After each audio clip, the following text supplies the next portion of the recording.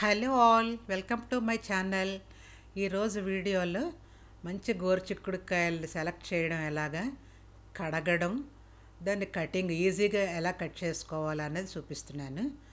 ముందుగా గోరుచిక్కుడుకాయలు లేతవైతే ఇలాగ మనం చేత్తో ఇలా నొక్కితే ఇలాగ బెండ్ అయ్యే విధంగా ఉంటాయి, ఇలా సన్నగా ఉంటాయి. సైజు చిన్నవైనా పెద్దవైనా కూడా పర్వాలేదు, ఇలా ఉంటే లేతవి కింద లెక్క అవి. ఆ కూర చేసినా చాలా రుచిగా ఉంటుంది. ఈ గోరుచిక్కుడుకాయలు ములిగే వరకు నీళ్లు వేసి, నీళ్ళల్లో ఉప్పు కూడా వేసి ఈ గోరుచిక్కుడుకాయలని బాగా చేతిలో పామి కడగాలి వాటిలన్నిటిని. అప్పుడే వాటికి ఉన్న మట్టి అంతా కూడా క్లీన్ అవుతుంది. ఇలాగ 2 సార్లు మొత్తం క్లీన్ చేసుకోవాలి. ఇప్పుడు అవన్నీ కూడా నీళ్ళలోంచి తీసి ఇలాగ ప్లేట్లో వేసుకుని అప్పుడు వాటిని కట్ చేసుకోవడం చూపిస్తాను. ఇప్పుడు నెక్స్ట్ ఇలాగ ఒక్కొక్క గోరుచిక్కుడుకాయ తీసుకొని వాటిని సైడ్స్ కట్ చేసుకోవాలి. ముందు ఇలా 2 పక్కల కూడా ఆ సైడ్స్ తీసేస్తే ఆ సైడ్గా చివరకున్న పార్ట్లు కొంచెం ముదరగా ఉంటాయి, ఉడకవు అవి సరిగ్గాను. అందుకని వాటిని కట్ చేసేయాలి. ఈ విధంగా ముందు మొత్తం అన్నీ కూడా కట్ చేసుకోవాలి.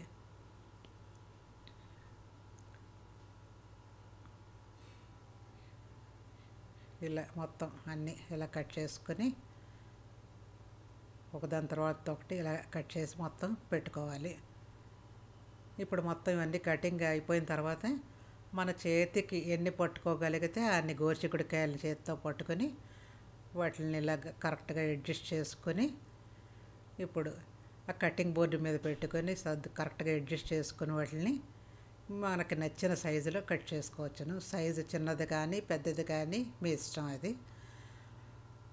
ఇలాగ పెట్టుకుంటే ఒకేసారి ఇలా ఎక్కువగా గోరుచిక్కుడుకాయలు పట్టుకొని కట్ చేసుకుంటే చాలా ఫాస్ట్గా కటింగ్ అయిపోతుంది.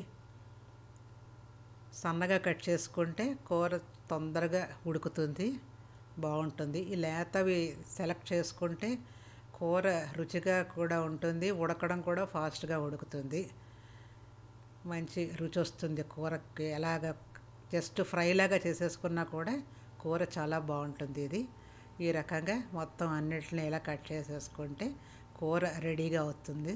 ఇలా ముందు రోజు కట్ చేసుకొని కూడా పెట్టుకోవచ్చు ఈ కూరని, నెక్స్ట్ డే కుక్ చేసుకోవచ్చు. Thank you for watching.